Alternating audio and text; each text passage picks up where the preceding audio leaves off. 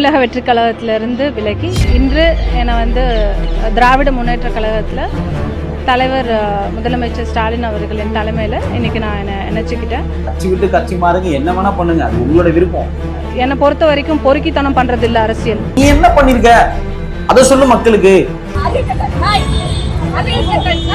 இப்போ நீங்க அரசியலுக்கு வரீங்கன்னா எல்லாருமே இங்க ஒண்ணுதான். இன்னைக்கு எனக்கு மரியாதை இல்ல, இன்னைக்கு எனக்கு மேடையில இடம் இல்ல. அப்போ நான் ஒரு புது கட்சி ஆரம்பிக்கிறேன், நானும் கொள்கை இவங்க வச்சுட்டோம் அப்படின்னா நீங்க சேர்ந்துப்பீங்களா? எதுக்காக மறுக்கணும்? வைப் வெஞ்சர் நேயர்களுக்கு வணக்கம். இன்னைக்கு நம்ம எதை பத்தி பேச போறோம்னா ரஞ்சனா நாச்சியார் அவர்களை பத்தி தான் பேச போறோம்.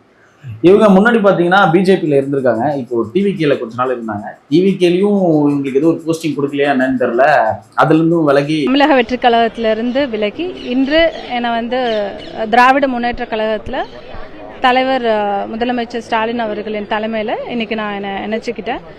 எனக்கு என்ன இவங்க பேசுறதுல புரியல அப்படின்னா, அது எங்களோட அப்பத்தாக்கு ஒரு மரியாதை கொடுத்தா, என்னோட அப்பத்தா வேலு நாச்சியார் அப்படின்றாங்க. மற்றவங்களுக்குலாம் அப்ப யாரு? நம்மளோட அப்பத்தான்றதெல்லாம் சொல்லணும். ஒரு இன்டர்வியூல அவரும் சொல்லியிருக்காரு, ஆங்கரும் சொல்லியிருக்காரு, நம்மளோட அப்பத்தான்றதெல்லாம் சொல்லணும். எங்களுக்காகவும் போராடிருக்காங்க, உங்களுக்காகவும் போராடிருக்காங்க, ஸோ அவங்களை அப்படிதானே சொல்லணும் அப்படின்றாங்க. எங்க போனாலுமே இவங்க மைக்க பிடிச்சாலே ராமநாத சமஸ்தானத்துல பிறந்த வேலுநாச்சியார், ராணி வேலுநாச்சியார் சொல்றாங்களே தவிர்த்து இவங்களை பத்தி எதுவுமே சொல்ல மாட்டாங்க. அப்ப நீங்க எதுவுமே பண்ணல, அப்போ அவங்கள பத்தி மட்டும் தான் பேசுவீங்கன்னா அதுக்கு நீங்க அந்த சமுதாயத்துக்கு என்ன செய்யணுமோ அந்த விஷயங்களை நீங்க தனியாவே போய் செய்யலாமே. அதுக்கு எதுக்கு உங்களுக்கு அரசியல் கட்சி எதுக்கு உங்களுக்கு அப்படின்றதான் என்னோட கேள்வியா இருக்கு. அறிவு இருக்கணும், அரசியல் அறிவு இருக்கணும் அப்படின்ற நிறைய வார்த்தைகளை அங்கங்க பயன்படுத்தியிருக்காங்க. இவங்களுக்கு அரசியல் அறிவு இருக்கா இல்லையான்னு எனக்கு தெரியல. என்னை பொறுத்த வரைக்கும் பொறுக்கித்தனம் பண்றது இல்ல அரசியல். நீங்க என்ன சொல்றாங்கன்னா கொள்கை தலைவரை எங்க அப்பத்தா வேலுநாச்சியரை எடுத்துக்கிட்டாங்க, அதனால நான் போய் அந்த கட்சியில சேர்ந்துட்டேன். அப்போ நான் ஒரு புது கட்சி ஆரம்பிக்கிறேன், நானும் கொள்கை அப்போ அரசியல் அறிவே இல்லைனாலும் பரவாயில்ல, அவங்க கட்சி ஆரம்பிச்சு கொள்கை தலைவரா இவங்க வச்சுட்டோம் அப்படின்னா நீங்க சேர்ந்துப்பீங்களா? எதுக்காக மறுக்கணும்? ஏதோ ஜாதியை போட்டு திணிக்கிற மாதிரி இல்ல பேசிட்டு இருக்கீங்க. உங்களுக்கு இதுதான் பிடிச்சிருக்கு அப்படின்னா நீங்க அந்த விஷயத்துக்கு நீங்க என்ன பண்ணணுமோ அதை போய் பண்ணுங்க. இப்போ நீங்க அரசியலுக்கு வரீங்கன்னா எல்லாருமே இங்க ஒண்ணுதான். நீங்க என்னன்னா நீங்க பிறந்த சமுதாயத்தை மட்டும் உயர்த்தி பேசிட்டு மற்றவங்களை தாழ்த்தி பேசுற மாதிரி இருக்கு. ஏன்னா அரசியல் வர்றவங்க இங்க எல்லாருமே ஒண்ணு அப்படின்னு தான் நீங்க பேசணும். அதனால வார்த்தைகளை யோசிச்சு பேசுங்க. கட்சி விட்டு கட்சி மாறுங்க, என்ன வேணா பண்ணுங்க, அது உங்களோட விருப்பம். உங்களுக்கு ஒரு போஸ்டிங் கொடுக்கலாம்னு நீங்க மாறுவீங்க. அதனால இருந்த இடத்த எப்பயுமே இன்னொரு இடத்துல போய் கேவலப்படுத்தக்கூடாது.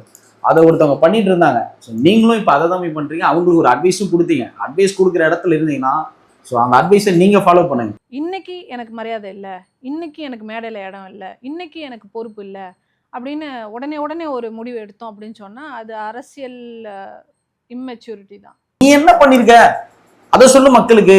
அவர் இவ்வளவு நல்லது பண்ணிருக்காருப்பா, இந்த மாதிரி நீ பண்ணு, இந்த மாதிரி பண்ணு, இந்த மாதிரி படி, இந்த மாதிரி விஷயங்களை பண்ணு, மக்களுக்கு நல்லது பண்ணு அப்படின்னு சொல்லுங்க. இப்படி பேசுறவங்களை பார்த்தீங்க அப்படின்னா ஸ்கிப் பண்ணி விட்டு போயிடுங்க, அதை மண்டையில எடுத்துக்காதீங்க. ஆனா ஒருத்தர் மனதை புண்படுத்தும் ரீதியா வீடியோஸை கிரியேட் பண்றது அதாவது இந்த வீடியோல நான் ஏதாவது தவறா பேசியிருந்தா மன்னிச்சுக்கிங்க. நான் யாரோட மனசையும் புண்படுத்துறதுக்காக இது பேசல. அவங்க பேசின விஷயம் எனக்கு ரொம்ப கஷ்டமா இருந்துச்சு. ஸோ அது 2-3 விஷயங்கள் நான் பார்த்துட்டே இருந்தேன். அதனாலதான் இந்த விஷயத்த நான் பதிவு பண்ணணும்னு நினைச்சேன். தயவு செய்து ஜாதிகளே நம்மள்கிட்ட இல்லை அப்படின்ற ஒரு விஷயத்த எடுத்துக்கிங்க. நன்றி, வணக்கம்.